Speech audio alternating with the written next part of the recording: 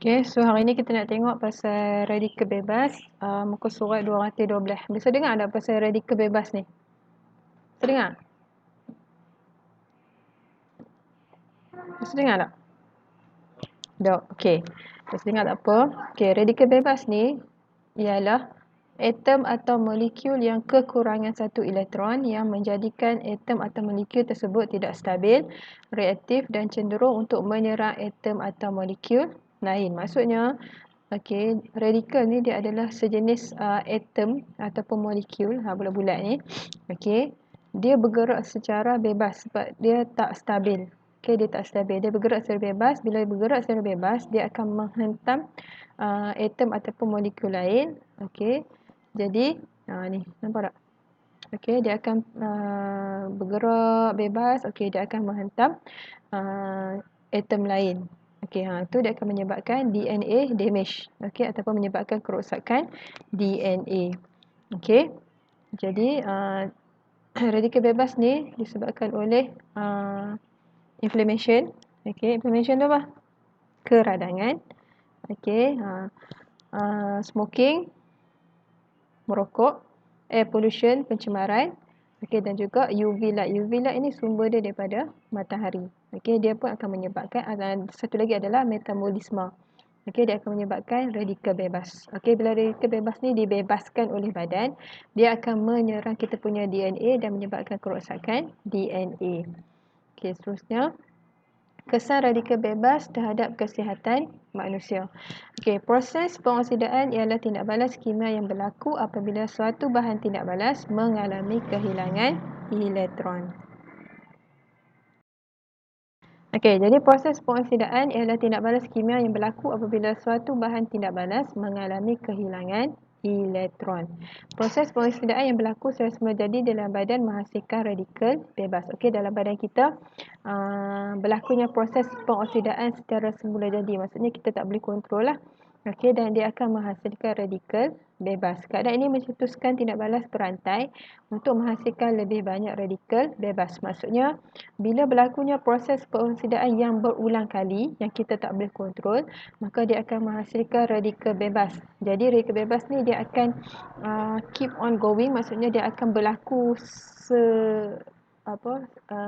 berlaku secara kita tak boleh kontrol, jadi dia menyebabkan tindakan balas berantai. Okay, maksudnya kita tak boleh stop dia lah. Dia memang akan berlaku. Metabolisme dan keradangan adalah dua faktor dalaman yang menghasilkan radikal bebas dalam badan. Okey, maksudnya dekat dalam badan kita ni, okey, metabolisme dan juga keradangan. Keradangan tu apa? Maksudnya keradangan tu kita tak boleh nak orang kata apa? Radang. Keradangan ni maksudnya mengalami orang kata apa?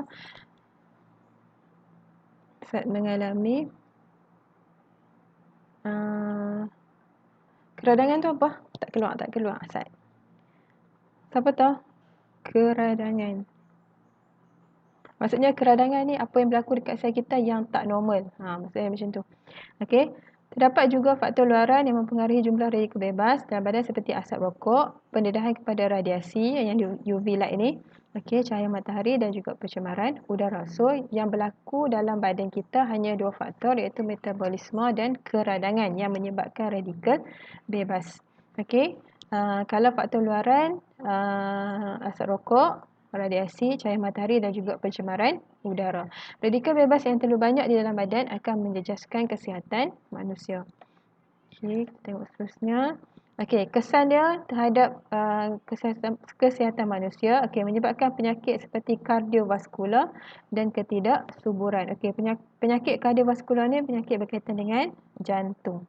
Okey, merosakkan buah pinggang, hati dan paru-paru, menyebabkan penuaan awal seperti wajah berkedut dan rambut beruban. Siapa ada beruban tu maksudnya radikal bebas ada banyak dekat dalam dia punya badan. Selain daripada peningkatan usia lah.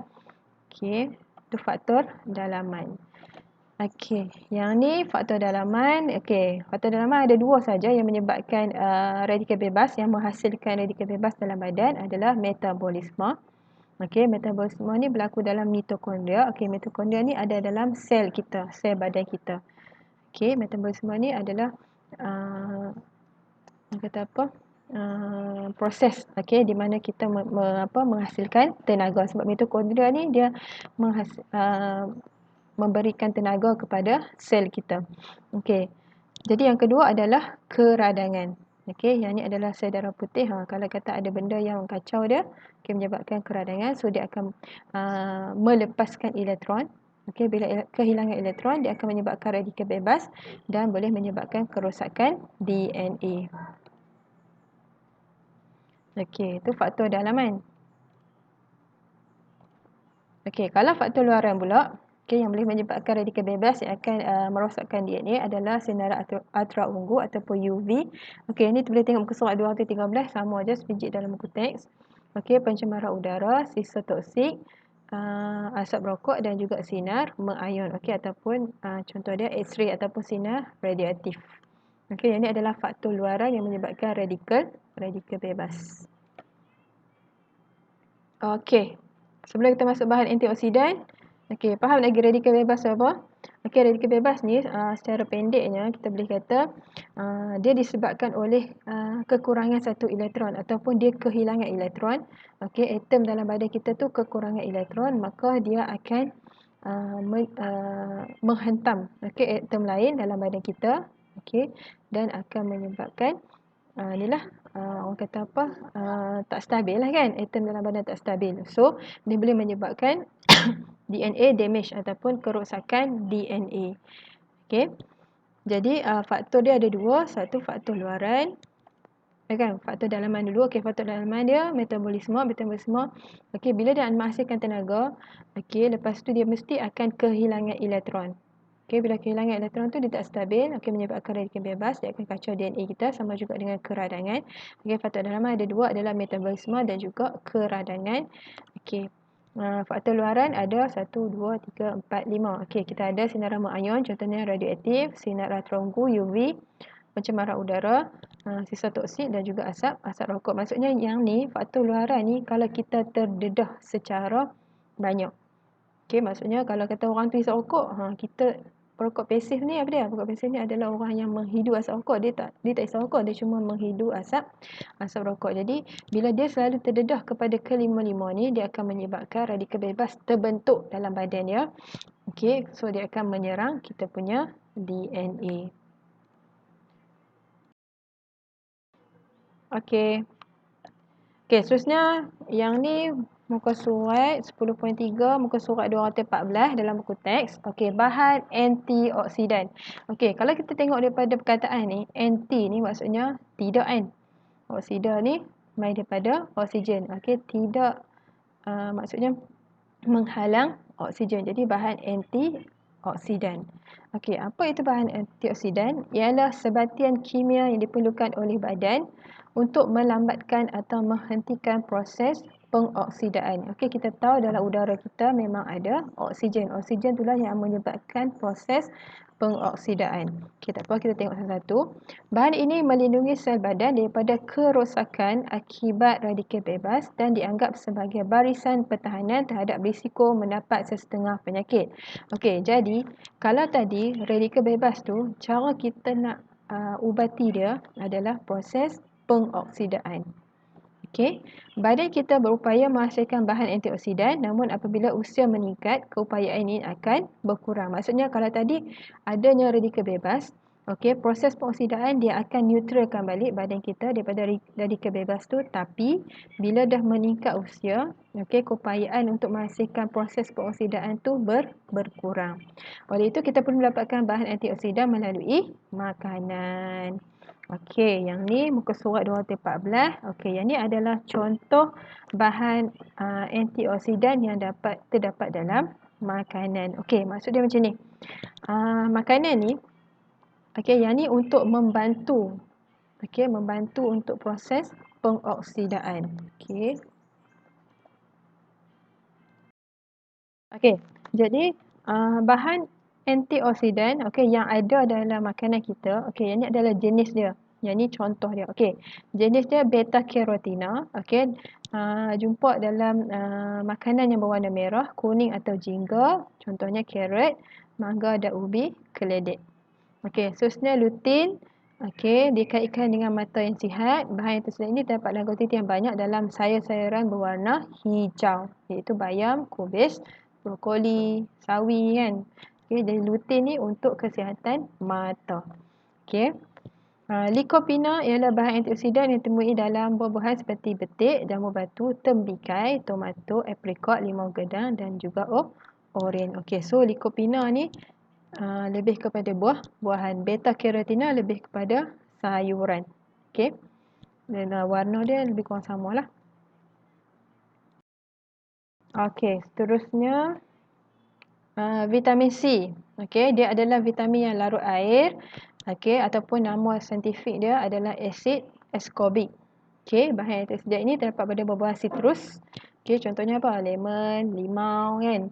Okey, bayam, brokoli, kiwi, strawberry, cranberry, kubis, lada hijau dan juga bijirin. Okey. Vitamin E dikenali sebagai alpha tocopherol. Okey, bahan antioksidan terdapat dalam berbagai jenis minyak, maksudnya minyak kelapa sawit, minyak germa gandum, minyak jagung dan juga minyak kacang soya. Okey, dia juga boleh dijumpai dalam aprikot, brokoli, kekacang dan juga mangga. Okey, dia ada 5. 1, 2, 3, 4, 5. Okey, 5 ni adalah sumber bahan antioksidan. Okey, so macam mana kita nak tahu kita cukup tak bahan antioksidan dalam badan? Kita tengoklah apa yang kita makan kan. Ada sayur hijau, ada sayur warna oranye, okey, ada buah kan. Ada kekacang. Okey, ada vitamin C. Vitamin C ni sebenarnya kita anggap kepada buah-buahan. Okey, boleh juga kalau kita nak ambil suplemen, tapi suplemen tu dia lebih kepada orang kata dia bercampur kan bahan kimia kan. Tapi kalau nak selamat, ambil makanan semudah jadi. Yang suplemen tu sekadar orang kata apa, top up balik lah. Okey, daripada makanan yang ni, makanan semudah jadi ni, kita tahu dah dia memang pure dah. Okey, dia tak campur bahan kimia, kecuali sebelum kita makan tu kita kena basuh dululah. Kadang-kadang dekat buah-buahan ni ada dia punya orang kata lilin kan, bagi dia nampak beralik macam tu kan, ataupun dia ada pestisid pun, kita kena rendam dulu dengan air garam. Okey, untuk buang dia punya racun. Okey. Seterusnya faktor yang mempengaruhi pengoksidaan makanan. Okey. Yang ni muka surat 215. Proses pengoksidaan boleh dilihat berlaku kepada makanan yang terdedah kepada udara. Okey. Jadi ada 2 jenis buah kat sini. Okey. Bila kita kupas buah apple, lepas tu kita biar atas meja. Apa jadi? Mula-mula, okey, bila kita kupas, elok je kan dia punya warna isi dia tu. Tapi selepas sejam ataupun 2 jam, okey, nampak dia akan jadi warna merah. Bukan merah, dia macam warna pirang-pirang sikit kan. Tak cantik lah kalau kita tengok kan. Tapi still boleh makan. Okey, bila dia bertukar warna ni, yang ni adalah proses pengoksidaan. Okey, macam mana terjadinya proses pengoksidaan? Macam mana jadinya?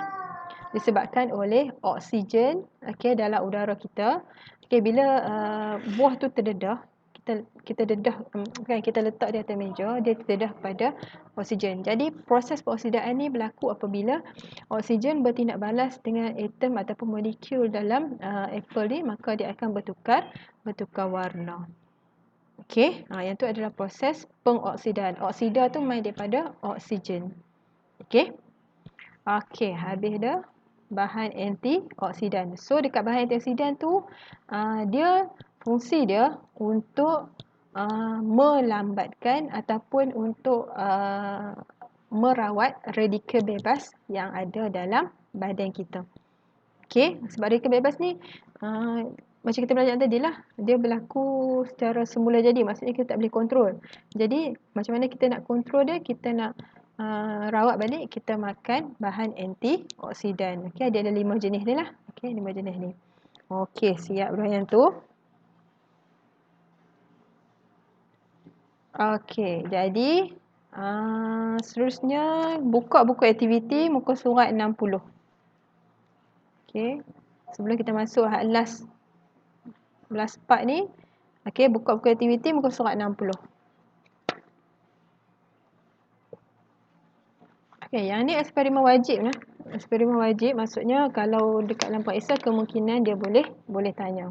Okay, jadi buka buku aktiviti muka surat 60. Dah buka ke?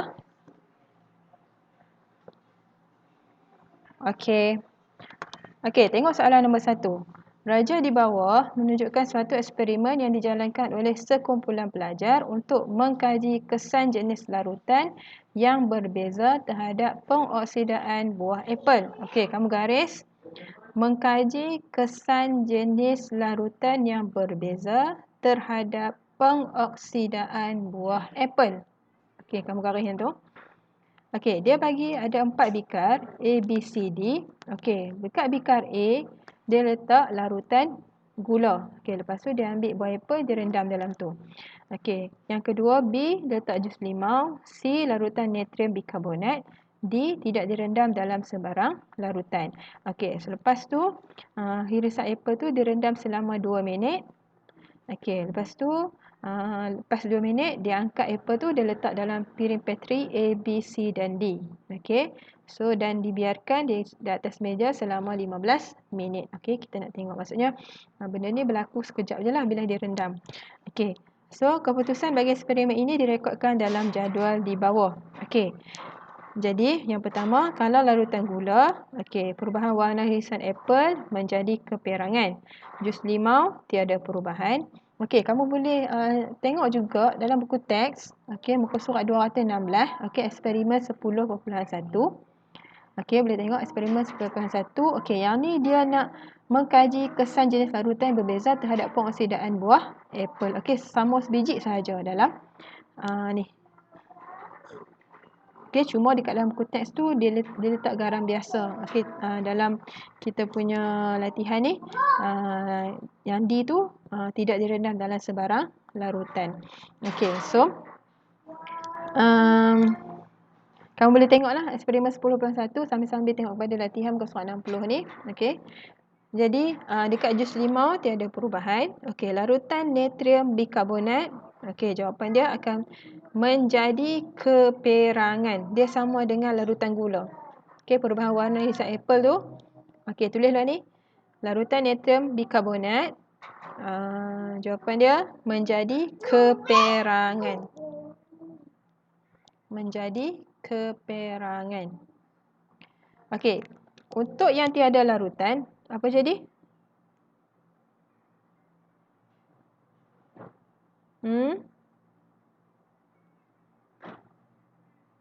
Menjadi kalau tiada larutan?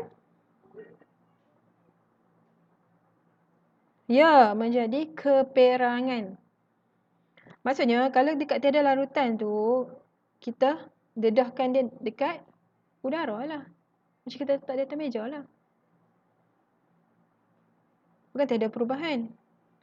Okey, so daripada situ kita boleh kata jus limau tu adalah apa?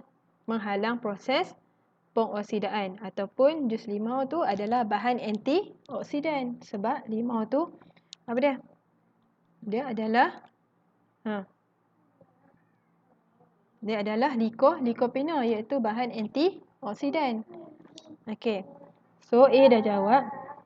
Okey, B. Berdasarkan jadual di atas, mengapakah apel yang direndam di dalam jus limau tidak mengalami perubahan warna? Tuan-tuan dapat jawapan tadi dah. Cuma buat ayat balik je. Dah? Jus limau mengandungi antioksidan yang melambatkan proses pengoksidaan. Jus limau jus limau mengandungi antioksidan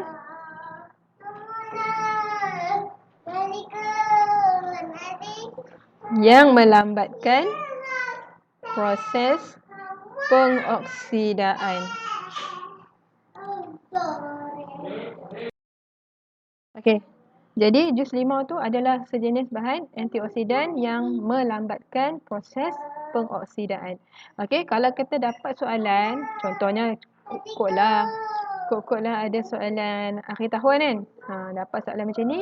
Okay, bila nampak je jus limau tu, kita boleh kata dia adalah bahan antioksidan. Kita takkan lari daripada jus limau. Dia mesti akan ada kat situ. Untuk eksperimen ni lah. Okey, soalan C. Berdasarkan eksperimen ini, nyatakan fungsi bagi hirisan apel yang tidak direndam dalam mana-mana larutan. Apakah fungsi D tu? Bikadi tu, apa fungsi dia? Sebab apa kita tak rendam dia dalam sebarang larutan? Untuk apa? Siapa tahu?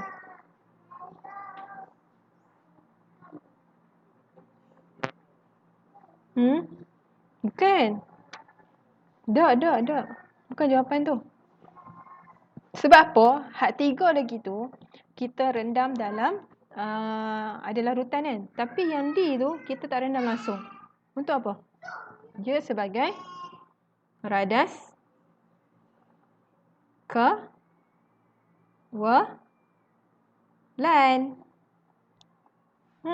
Pernah dengar ada radas kawalan?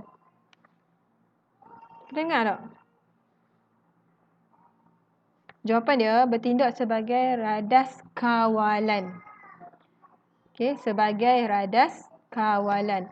Radas kawalan ni maksudnya kita nak compare. Okey, kita nak bandingkan yang bila kita tak letak dalam larutan dengan kita letak dalam larutan.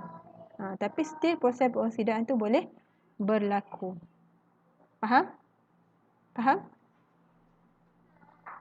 Boleh. Dia sebagai radas kawalan. Maksudnya kita nak refer.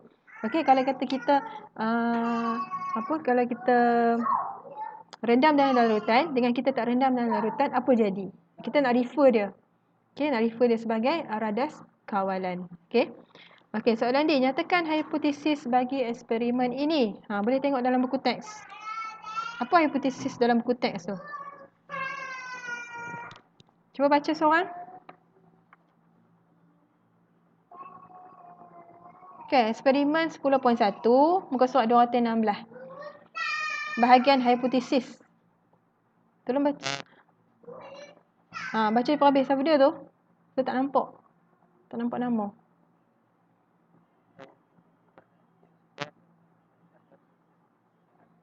Yes, siapa dia tu? Nampak nama saya tak nampak nama. Mariam Syahar. Okey, terima kasih. Okey, larutan yang mengandungi bahan antioksidan dapat melambatkan proses pengoksidaan buah apel. Okey, kat sini kita boleh kata jus limau tu adalah bahan antioksidan. Okey, dapat nah. Sebab tu saya suruh bawa dua-dua buku waktu kelas. Senang nak rujuk. Okey, soalan E.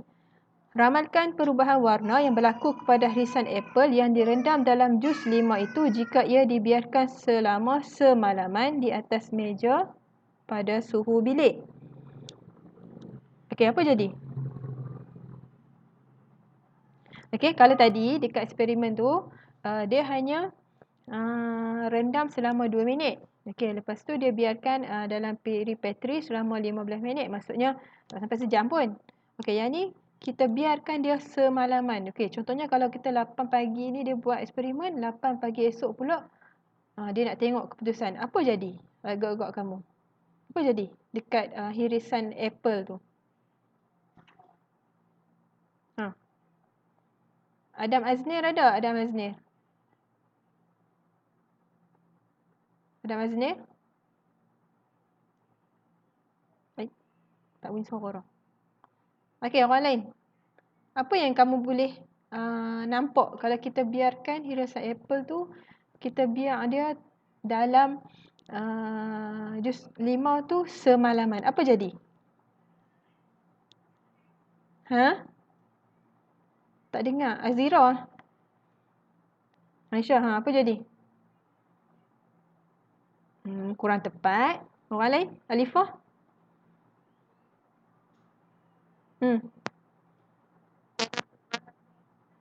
Tak tepat. Nisha? Khairul Nisha?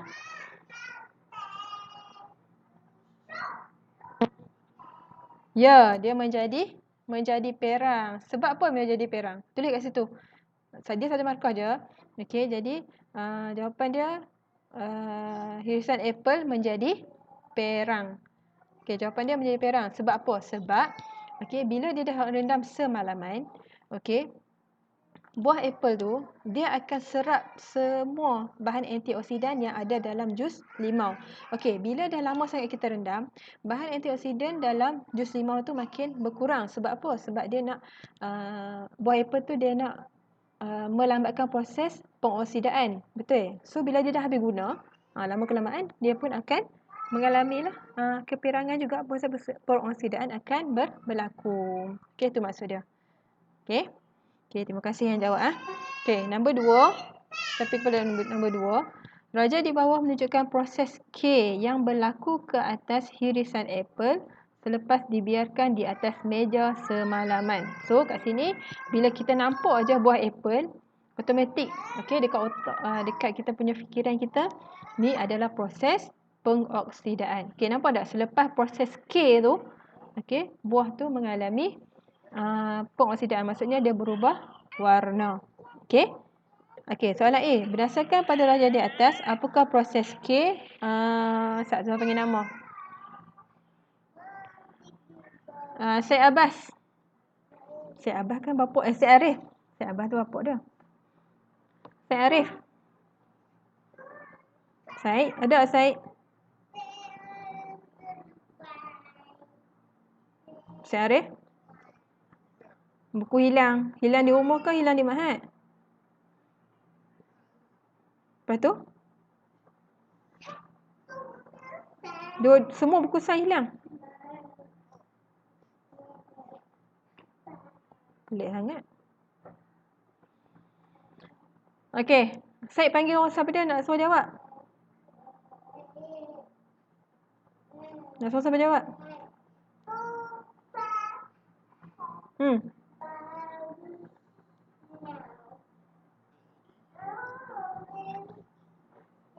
Akil tu siapa dia? Aki ke Akil lah? Siapa dia? Saya nampak Aki ke Akil tu, saya nampak dia. Siapa dia?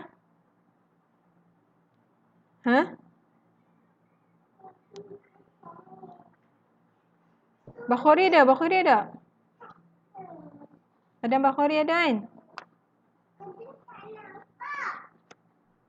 Adam Bakhori. Hilang lagi. Lepas tu buku apa yang ada?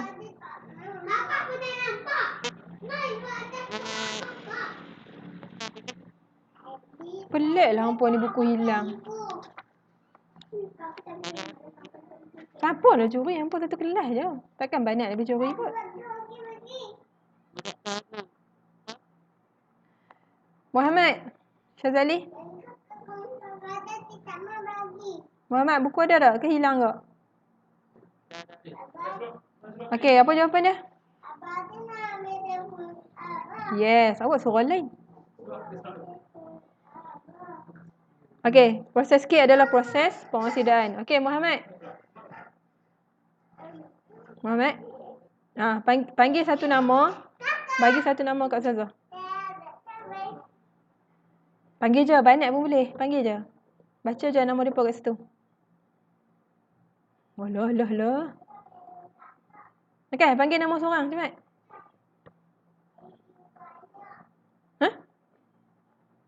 Panggil je, Banin ke Banat ke, panggil je.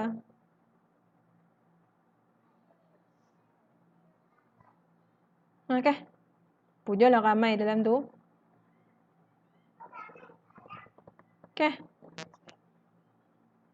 Ada Mazni? Ada Mazni? Dia tak jawab tadi. Ada Mazni?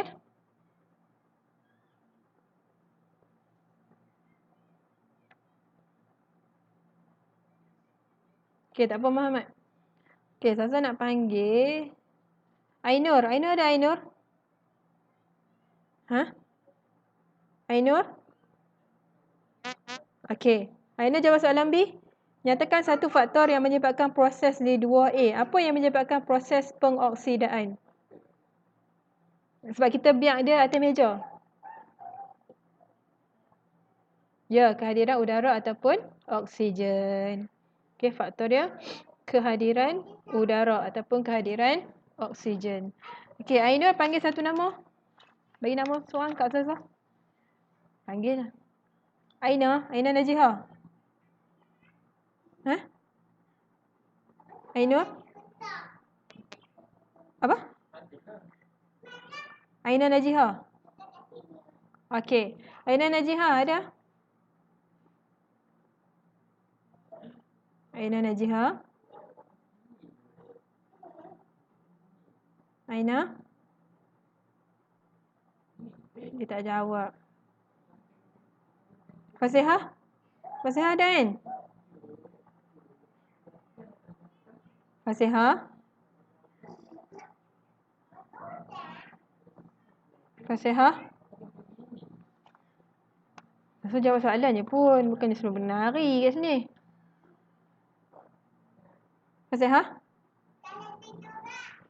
Okey, soalan C. Nyatakan satu bahan yang dapat melambatkan proses K. Apa dia? Apa dia bahan apa? Jawab. Siapa nak jawab, jawab. Yang melambatkan proses K. Proses pengoksidaan. Apa yang melambatkan dia?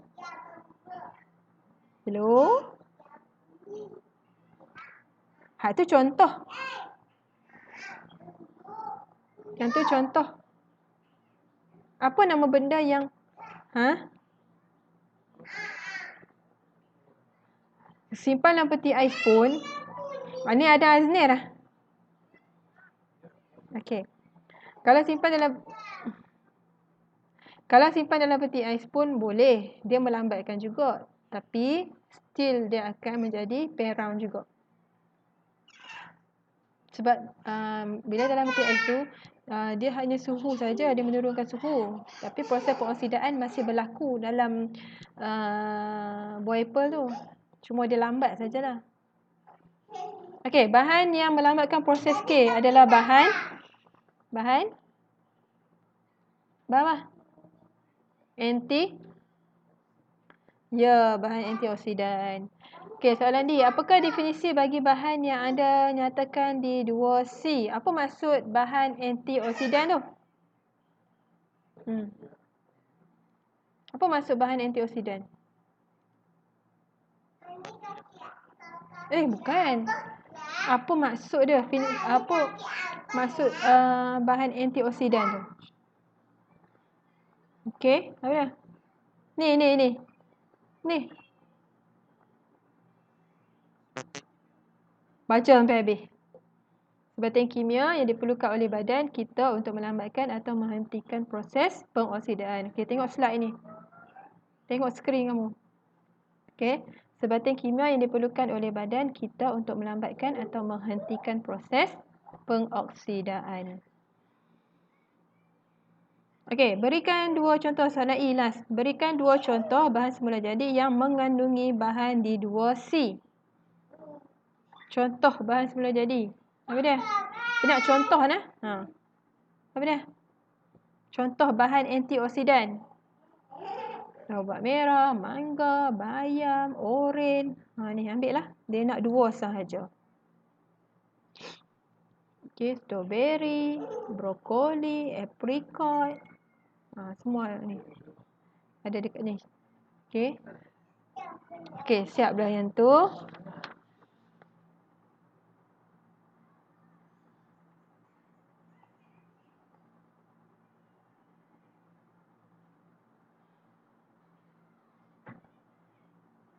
Okey, dah Dah. Hello. Okey, kita sambung sikit Okey, last sekali. 10.4 adalah produk kesihatan. Okey, ini kamu boleh tengok muka surat 217. Okey, produk kesihatan. Okey, bahan aktif dalam produk kesihatan.